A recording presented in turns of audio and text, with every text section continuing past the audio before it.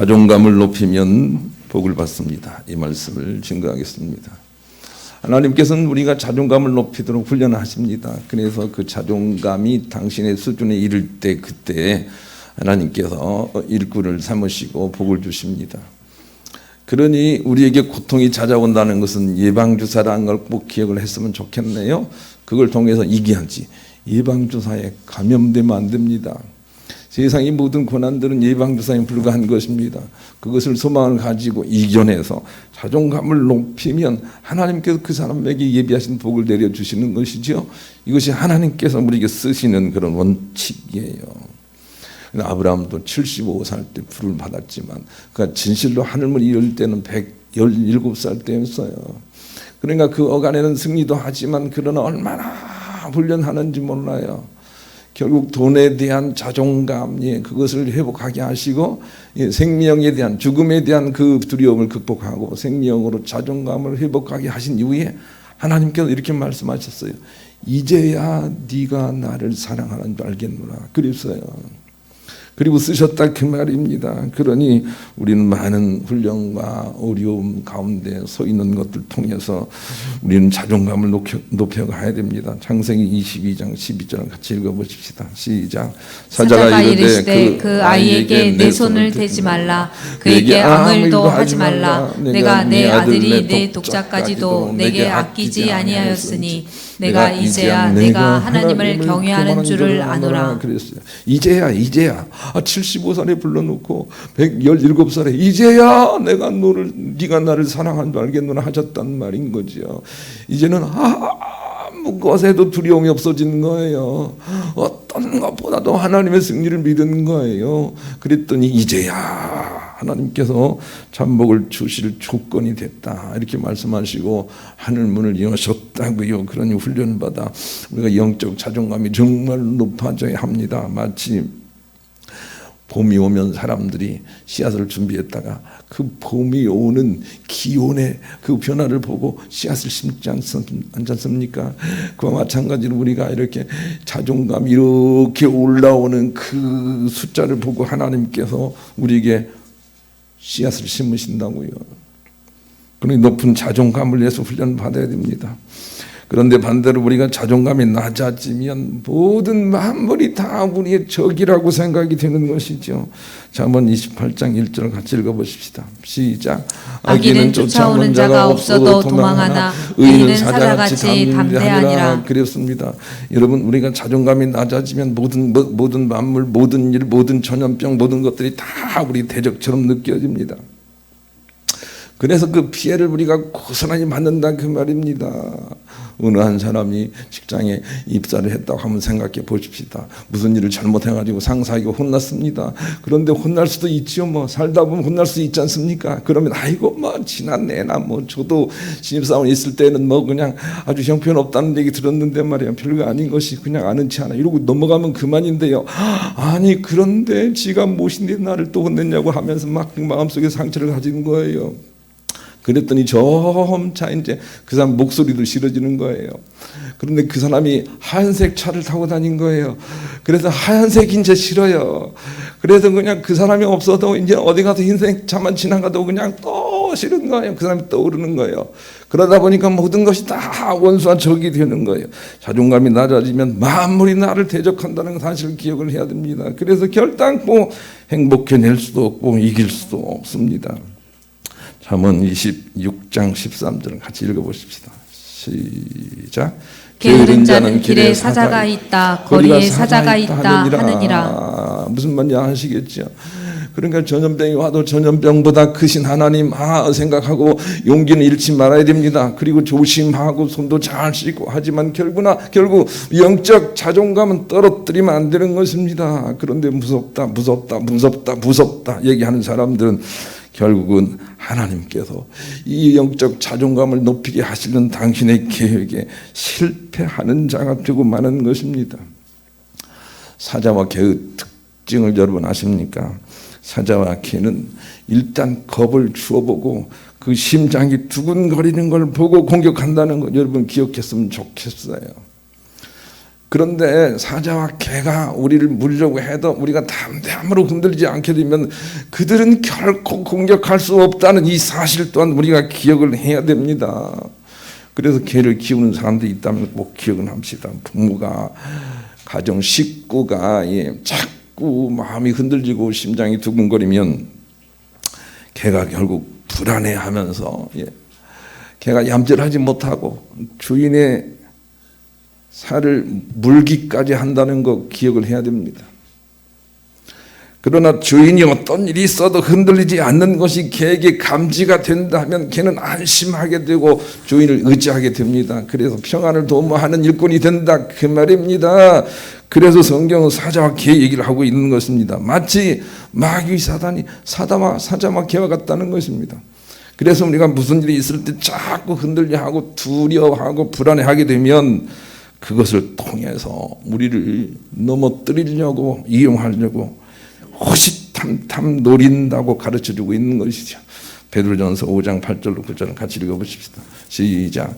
근신하라 깨어라 너희 대적 마귀가 우는 사자같이 두루다니며 삼킬 자를 찾나니 너희는 믿음을 굳건하게 하여 그를 대적하라. 이는 세상에 있는 너희 형제들도 동일한 고난을 당한 줄을 알미라. 그랬어요. 8절에 사자가 나오잖아요. 사자는요 아무나 공격하는 게 아니라니까요. 한번 겁을 주어보고 예방주사죠. 거기에 둘이해서 심장이 두근거리고 죽을 것 같다고 생각되는 사람들을 공격한다는 말입니다. 마귀 사단도 그런 것이니 어떤 일이 있어도 영적 자존감이 높아져 내가 너를 쓰겠다 하고 우리를 훈련하시는 것이죠.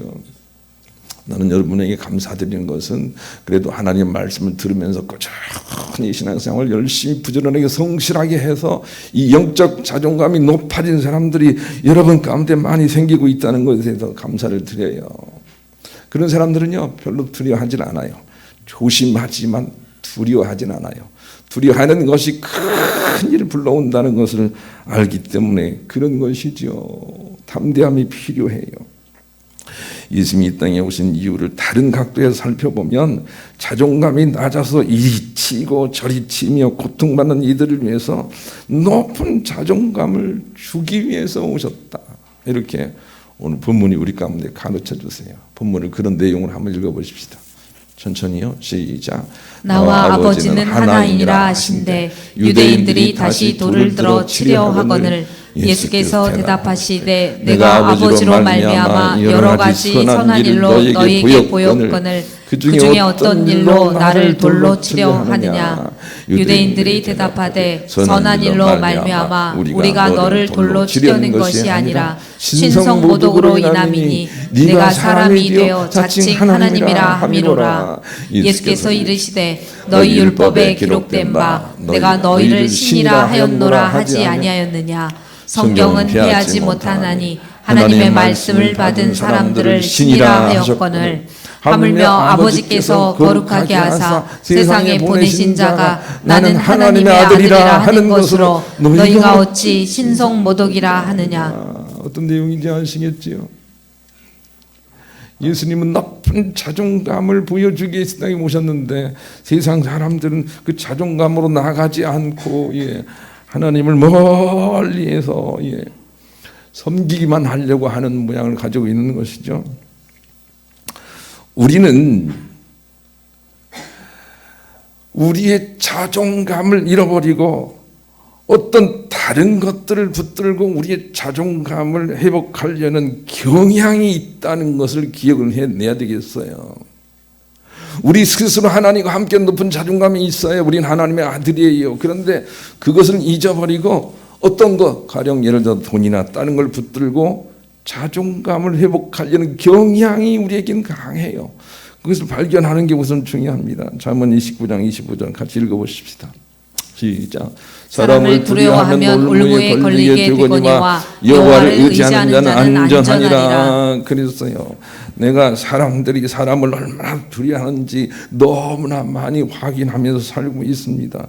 그 대표적인 것이 TV를 시청하고 방송을 보고 혹은 무슨 콘서트 같은 데 가면서 그냥 연예인들에게 그냥 오빠 그러면서 그냥 그렇게 하는 걸 보면 사람들이 얼마나 사람들에게 의지하려고 하는지 알 수가 있어요. 어떤 나이 드신 그런 중년 여성은 그저 김경우라는 가수를 좋아해가지고 막 그렇게 쫓아다니고 있다 그래요. 그런데 사실은 잘 몰라서 그런 거죠. 김경우보다 크신 사람이 자기인 줄 모르는 거예요. 그리고 쫓아다니는 거예요. 여러분, 나는 여행 가서 사람들이요, 이 경치를 보니까 정말 인간의 약sam을 알 것 같아요. 더 대단히 이런 사람들을 보면 속으로 그렇게 얘기합니다. 지가 더 위대한데 자연에게 굴복한다는 소리를 하고 있구나. 인간은 어떤 큰 것이나 아주 대단한 걸 보면 그냥 거기에 의지하려는 경향이 있는데 그 경향이 바로 문제라는 걸 기억을 해야 됩니다. 다른 것에 의지하려고 하지 마세요. 그것은 우리가 곧 하나님을 의지하려는 경향성을 잃어버리는 것이기 되기 때문에 주님은 이렇게 말씀하셨어요. 얘들아, 두려워하지 말라. 너희들이 만물보다 크니라 그랬어요. 한번 들어보실까요? 고린도전서 3장 21절 23절입니다. 같이 읽어보십시다. 시작.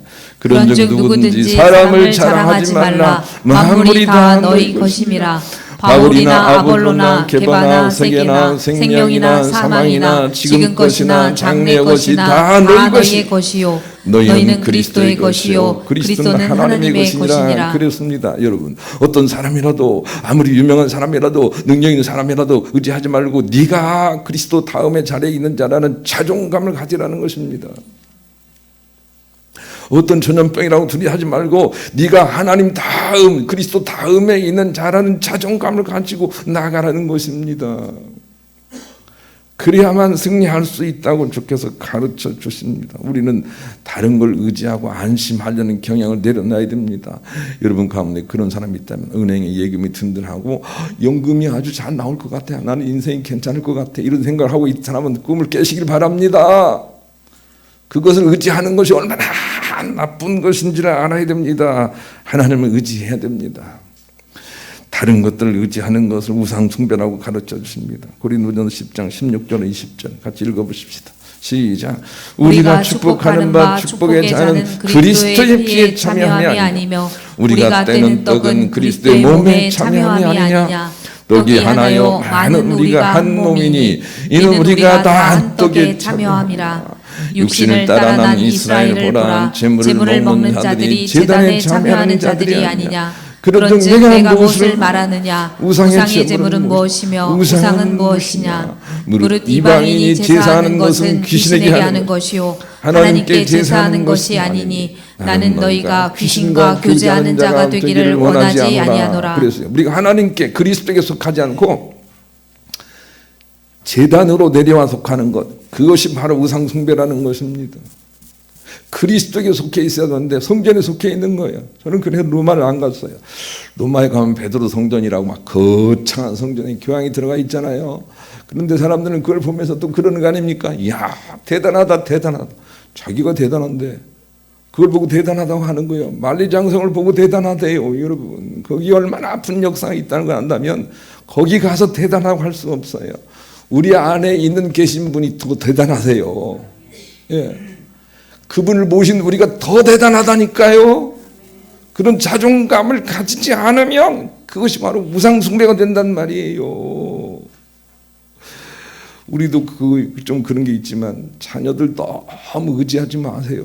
자녀들 의지하면 그것이 하나님 보시기에 안 좋은 것이 되어서 결국은 낭패를 당하게 돼요. 더 하나님을 의지해야 될 줄로 믿습니다. 예. 하나님을 보배로 삼아야 됩니다. 그러라고 모든 문제들이 우리 가운데 있는 것뿐이죠. 잠언 4장을 읽어보면 솔로몬은 정말로 이 영적 자존감, 하나님에 대한 자존감을 가지고 이겨 살고 있다는 것을 우리가 볼 수가 있어요. 제가 어제 어떤 방송을 보고 참말로 깜짝 놀랐어요. 야, 세상 사람들이 이렇구나 하고 생각을 했어요. 그런데 그 내용이 무엇이냐면 여러분 다 아실 거예요. 정치인인지 종교인지 구분이 잘 안 되는 허경영 씨에 대한 그런 다큐멘터리가 나오더라고요. 아니 그런데 허경영 씨가 어떤 말을 하는 사람인지 알지 않습니까? 다리 한 다리를 들고 나는 공중부양한다고 하는 사람이에요. 그런데 아니 정말 놀라운 건 말이죠. 그 사람이 국민 무슨 개혁당인지 혁명당인지를 만들어가지고 말이죠. 자기가 대통령이 되면 1인당 국민들에게 150만 원씩 주겠다고 했더니 구름대처럼 몰려왔어요. 그래가지고 창당해서 이번에 나온답니다. 나는 정말로 또 안타까운 거예요. 아, 그렇구나. 사람들은 그렇게 뭘 따르려고 하는 경향이 있구나. 이렇게 생각을 했어요. 천사의 말을 한다 할지라도 사람을 따르면 안 돼요. 어떤 일이 있어도 우리는 창조주 하나님을 따르는 거예요. 떨어지는 게 무상이다. 꼭 기억을 하고 영적 자존감을 지켜서 승리해낸 여러분 될 수 있기를 우리 주님의 이름으로 간절히 축복합니다. 우리 그런 마음으로 698장 복음성가, 그러기 위해서는 높은 자존감으로 남을 세워주는 사람이 바로 선한 사람이다. 이렇게 30절로 32절에 가르쳐 주세요. 읽어보십시다. 시작. 나와 아버지는 하나이니라 하신대 유대인들이 다시 돌을 들어 치려 하거늘 예수께서 대답하시되 내가 아버지로 말미암아 여러 가지 선한 일로 너희에게 보였거늘 그 중에 어떤 일로 나를 돌로 치려 하느냐. 예수님께서 친히 선한 것이 무엇인지를 가르쳐 주지 않습니까? 선한 것은 무엇이냐면 하나님과 함께 담대하게 높은 자존감을 가지고 나와 하나님은 하나다 이런 믿음으로 사는 것이 선한 일이라는 거예요. 그러니까 좋은 일 많이 하는 것이 선한 일이 아니라는 걸 기억을 해야 돼요.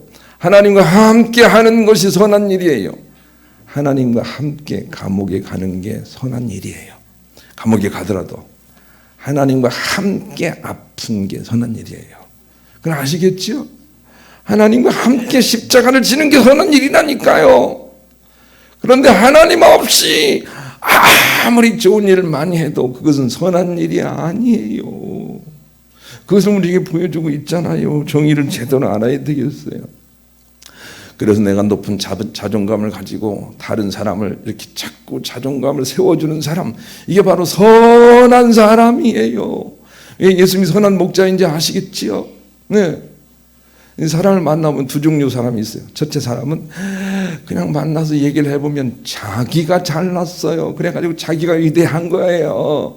그런 사람이 있는가 하면 그 사람과 대화를 하고 나면 내가 흐뭇해지는 거예요. 자꾸 나를 올려놨어요. 이런 두 사람이 있어요. 어떤 사람이 좋은 사람이에요. 어떤 사람이 선한 사람이에요. 두 번째예요. 나를 올려주는 사람. 나를 자꾸 하나님의 아들처럼 귀하게 여겨주는 사람. 그런 사람이 선한 사람이라고요. 예수님이 그것을 위해서 이 땅에 오셨잖아요. 현장에서 간음하다가 들킨 여자를, 그게 자존감을 세워주잖아요. 창기와 세리들에게 내려가서 그의 자존감을 세워주시잖아요. 그것이 예수님의 선한 일이라는 거예요. 제발 선한 일 하는 여러분 되시길 바랍니다. 남을 깎아내리지 말길 바라요. 비록 적이라 할지라도 깎아내리는 것은 악한 일이에요. 자꾸 세워지는 일이 그게 선한 일이라는 건 잊어버리지 말아야 되겠어요. 그래서 결국은 우리가 이 세상을 마치는 날 주님 앞에 가서 네가 얼마나 선한 일을 했느냐 악한 일을 했느냐라고 하는 것에 심판을 받게 될 거예요. 우리 말씀을 읽어보십시다. 고린도후서 5장 10절 같이 읽읍시다. 시작. 이는 우리가 다 반드시 그리스도의 심판대 앞에 나타나게 되어 각각 선악간에 그 몸으로 행한 것을 따라 받으려 함이라 그랬단 말이에요. 남을 자꾸 깔아내리는 사람들은 반드시 하나님의 심판을 받아요. 남을 자꾸 올려주는 사람들이 선한 심판, 칭찬을 받는다는 걸 기억을 하시고 남을 자꾸 올려줘야 되겠어요. 예수님처럼 바울처럼 자꾸 남을 올려줘야 해요. 자기를 올리면 안 돼요. 자기는 자꾸 내리더라도 남을 올려주고 세워주는 사람, 자존감을 세워주는 사람, 그 사람이 선한 사람이라는 걸 잊지 마시길 바랍니다. 우리 그런 마음을 가지고 찬송가 211장 2절, 난 여러분에게 수차 권면을 드렸어요. 부모가 돼가지고 자녀들에게 막 자존감을 깔아내리는 사람 있어서는 안 돼요. 너는 그래도 하나님의 아들이다. 너는 그래도 하나님의 아들이다. 이렇게 자꾸 자존감을 올려줘야 하는 것이죠. 그래야 선한 사람이에요. 두 번째, 자존감 높은 사람은 그렇구나 하고 남의 일들을 잘 받아들인 사람이 된다는 거죠. 그래서 33절과 36절을 주셨어요. 우리 읽어보겠습니다. 33절 시작. 유대인들이 대답하되 선한 일로 말미암아 우리가 너를 돌로 치려는 것이 아니라 신성모독으로 인함이니 내가 사람이 되어 자칭 하나님이라 함이로라. 36절. 하물며 아버지께서 거룩하게 하사 세상에 보내신 자가 나는 하나님의 아들이라 하는 것으로 너희가 어찌 신성모독이라 하느냐. 예수님께서 뭐라고 말씀을 하셨냐면 나는 하나님의 아들이다 그랬어요. 나는 하나님의 아들이다. 예. 그랬더니 사람들이 뭐라고 얘기를 하면 네가 왜 하나님이냐라고 얘기를 하고 있는 거예요. 다른 말로 얘기하면 항상 자존감이 낮은 사람들은요 말을 확대 해석하는 경향이 있어요. 그냥 그것을 그대로 받아내지를 못하고 확대 해석해요.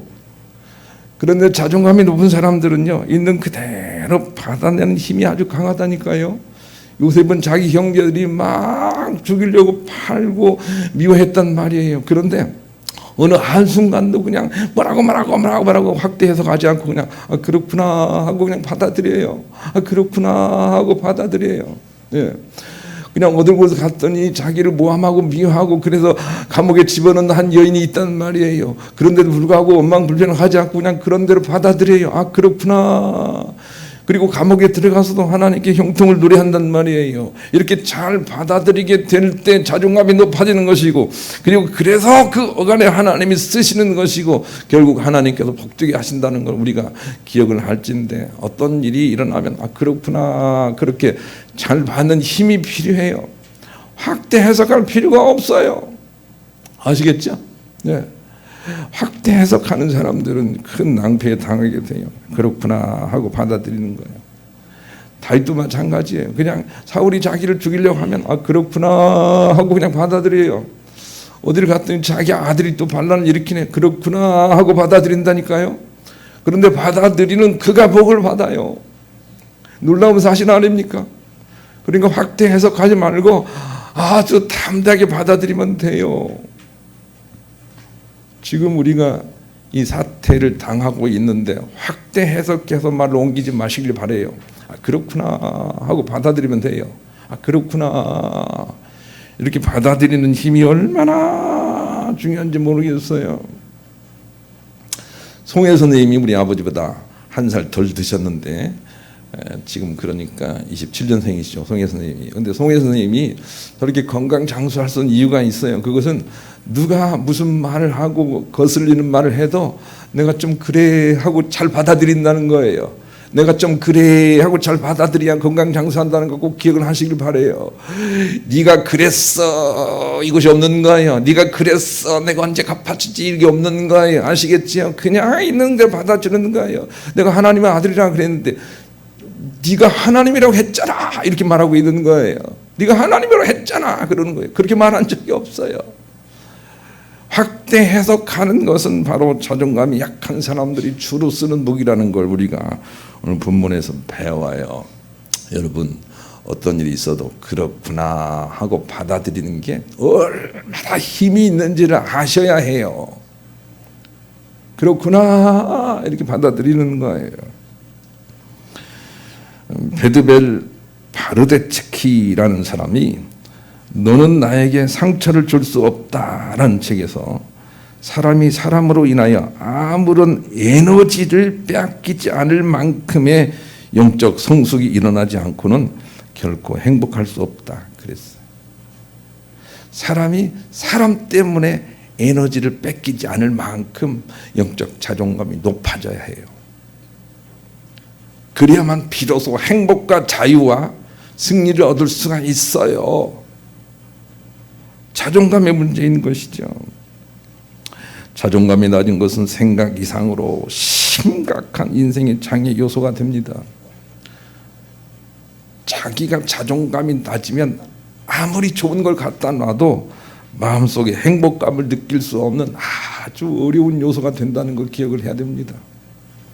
그래서 만물보다 크신 하나님과 함께 그 다음의 자리에 올라가 만물을 다 두려워하지 않을 만큼 영적으로 높은 자존감을 말씀을 통해서 갈고 닦아야 됩니다.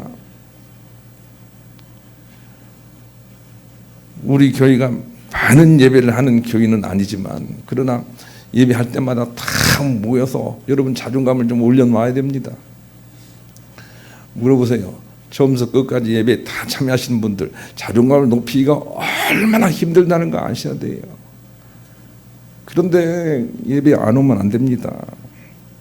자주 와야 됩니다. 높은 자존감을 위해서 예수 그리스도의 애타는 열정을 우리가 이해를 해야 됩니다. 예수님이 그냥 십자가에 끌려가시면서도 그냥 양적 자존감을 가지고 얘들아 제발 나처럼 이렇게 하시면서 그 자존감 높으신 영적 충만함의 상태를 우리 가운데 보이시려고 무한한 애를 썼단 말입니다. 그 예수 그리스도의 열정을 우리가 이해해내야 합니다. 두려워하지 말라라는 말씀이 성경에 365번이나 있다는 사실을 기억해내야 합니다. 영적 자존감을 높이 가져야 복받는다라고 주께서 수도 없이 말씀을 하시는 것입니다. 그러니 우리가 이 자존감을 예수님을 통해서 배워야 합니다. 배워야 합니다. 따라하려고 애써야 합니다.